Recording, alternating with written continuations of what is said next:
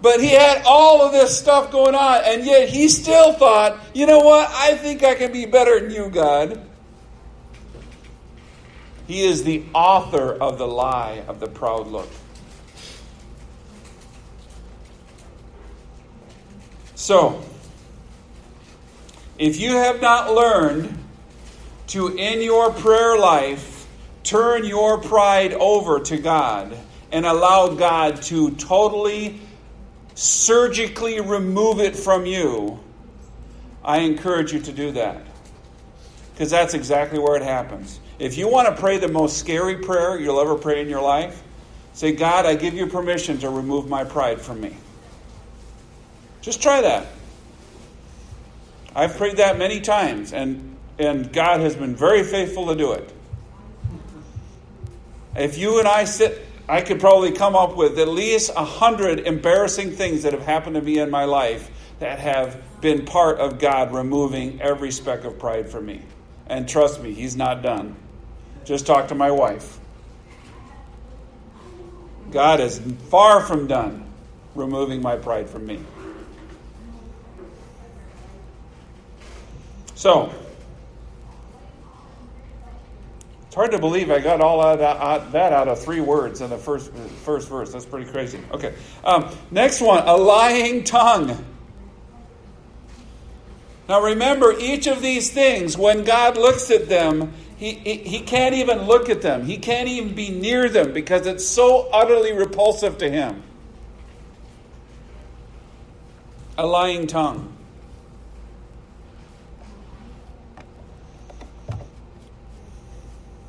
In our culture, we are so ensconced, which is a big word for stuck in the middle of. We're like stuck in cement. In our culture, we're stuck in lies. It's so bad that it's like somebody can say one thing 3 years ago, and now they can say something totally different. And then you ask them, well, how come you said the exact opposite thing 3 years ago or 4 years ago? And they can look right at the camera and come up with a very plausible reason why it makes total sense that they changed. And it's not that they say, well, no, I was wrong before. I'm sorry, I shouldn't have thought that before. They just flat out say, well, some people will actually say, well, I didn't say that. And you have the video of them saying it. You have the actual recording of them saying something, and yet they'll look right at the camera and say, oh, no.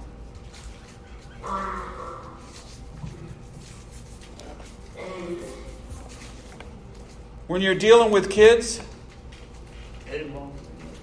it's tough. Because you'll look right at them and say, did you do this? And without batting an eye, they'll just look right at you and look you right in the eye and say, no, I didn't do that. At every level of our society, lying is not the exception. Lying is the rule.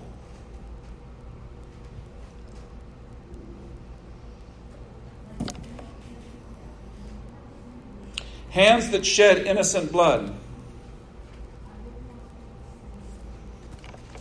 How many times? We've had a lot of violence in our city right here, right? And there's people that have used a bad thing that was done by one person to justify doing something bad to somebody else that's also just as innocent. It's like, I'm sorry, I don't think that works. Okay? My dad used to say a long time ago, and I think it's still right, 2 wrongs don't make a right. And I'm just curious, so how does me burning down your business bring George Floyd back?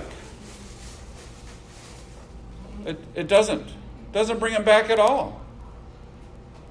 How does somebody destroying businesses right down here off of Lake Street that people go to get their groceries, how does destroying that stop bad things from happening?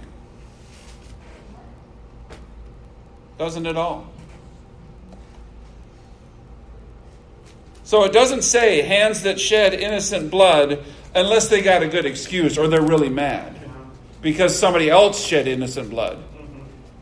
No, I don't think it says that. It just is very clear. If you shed innocent blood, regardless of the reason why you do it, that's a repulsive thing to God. And that's a serious thing. And this next one, a heart that devises wicked plans. You know, there are some people that's all they can think about. All they can think about is, man, if I do this, then I can do this, and I can do this. And it's all scheming, trying to get power for themselves.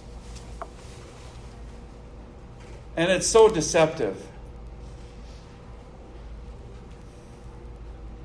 And again, I see it so many times, and I look at it, and I get angry about it. But then what happens very quickly is I say, you know what?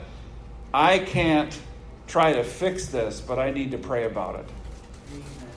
And that's the best antidote for that. Because in the past, I would get really mad, and then I would start going off and angrily talking to other people and trying to debate people and trying to make them do this and make them do that. And, well, see, they shouldn't have done that. And then I'm doing this very same thing. So I'm so thankful the Lord has taught me and is continuing to teach me how to not do that.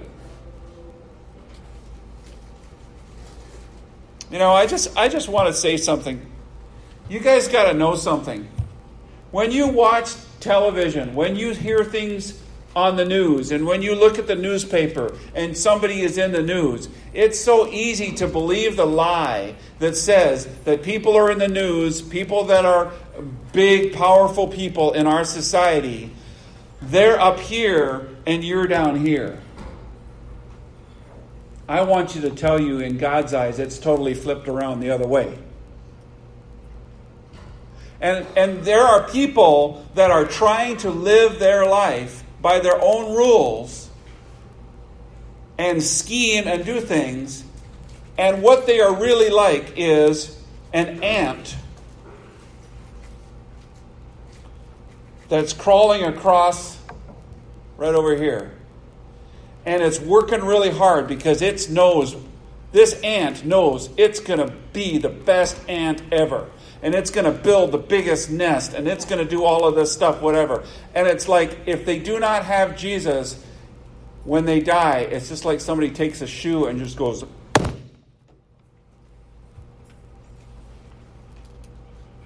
It's over. So when you are concerned about all of these people that look like they're so big and so powerful and they're doing so many things, I encourage you to understand that compared to God, they are just a little speck. And when you spend time talking to God about what is going on in our nation and on in our world and on the news, when you talk to God about those things, you have way more power than they ever. You have more power in your little pinky when you're talking to God about your problems than anybody else has in their entire body. I hope that helps and encourages you, because discouragement is the number one lie of the enemy. He is constantly trying to discourage you and say, well, what you have to say doesn't matter. What you have to pray to God doesn't matter. That is a lie. What you need to talk to God about does matter.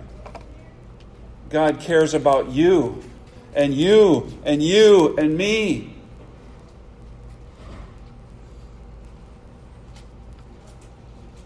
So, feet that run swiftly to evil. Don't run swiftly to evil. If you catch yourself running swiftly to evil things, Be honest with God and say, God, I'm sick and tired of running towards what does not satisfy. I don't want to do it anymore. God, I want to run to you. Help me to run to you. Help me to run swiftly to you. And it is a battle. You're going to bounce back and forth. And you got to learn, just like when you go to the gym and you work out, you have to break down those muscles. It's not easy. But the more you do it, the more you are honest with God about your running swiftly to evil, God will help you to go the other direction. And then here's the second, a false witness. A false witness who speaks lies. So just in case we weren't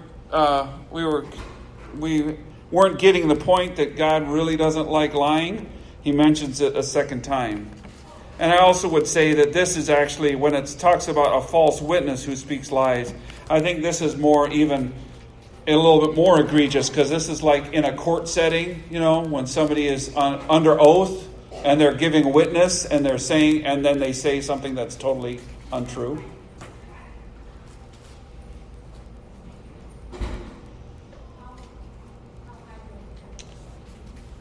And then a one who sows discord among brethren. And most of the time, that's because of lying too. Backbiting, gossiping, doing that kind of stuff. It causes discord, causes disenchantment, it causes struggle.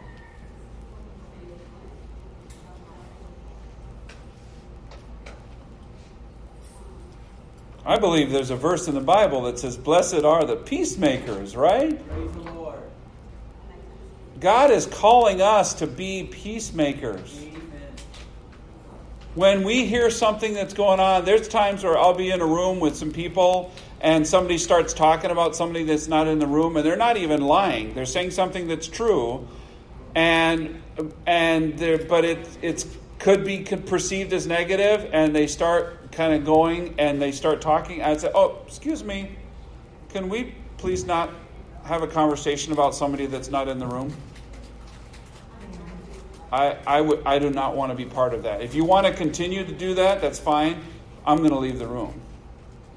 Because I don't want to be part of anything that is backbiting or gossiping or discord. That's what those verses are talking about.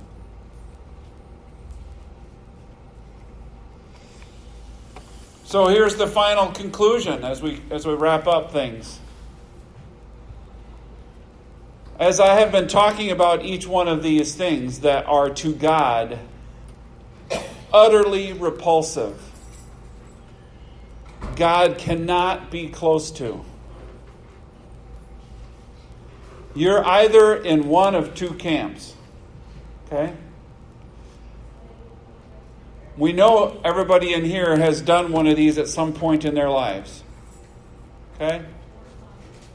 And if you say no, then you're lying too. So, but even if you've only done one of these, it only takes one for you to be totally repulsive to God.